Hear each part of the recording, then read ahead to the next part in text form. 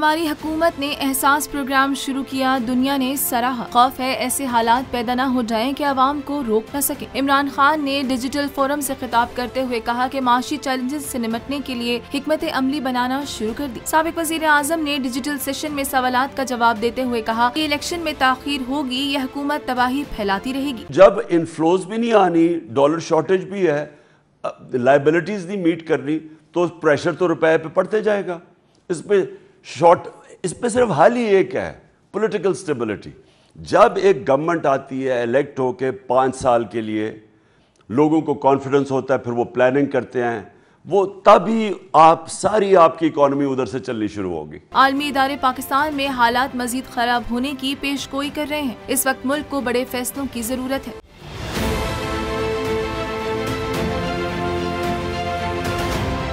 इमरान खान ने खिताब करते हुए कहा कि हमारी हुकूमत के अलावा किसी ने एक्सपोर्ट्स पर तवज्जो नहीं दी। जब तक मईशत खुशहाल नहीं होगी, कर्ज कैसे उतरेगा। दुनिया में बाहर भागे जा रहे हैं, ना कोई बाहर से पैसे दे रहा है, बाहर से कोई इनको क्रेडिट देने के लिए बैंक्स, वो आपको बता दिया कि रिस्क अब इतनी है कि किसी ने इनको पैसे नहीं देने।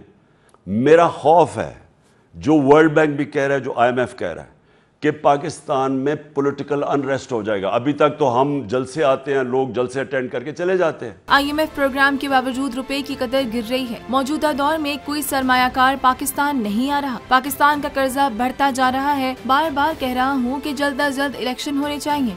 मैं हूँ इमरान रियाज खान। अब आप मुझे देख पाएंगे सिर्फ बोल न्यूज़ पर। इमरान रियाज खान साहब जो हैं वो बोल फैमिली का हिस्सा बन गए हैं। बड़े अरसे बाद किसी चैनल ने हौसला किया है, तो मुझे ऐसा लगता था कि हमें बोलने की इजाजत नहीं मिलेगी, लेकिन बोल ने डिसाइड किया कि बोलने की इजाजत वो लेकर देंगे। मुझे बोल की एक चीज बहुत अच्छी लगी कि बोल ने कैटेगोरिकली कहा कि जो करना है करो, हमने अपना कोई बंदा नहीं निकालना।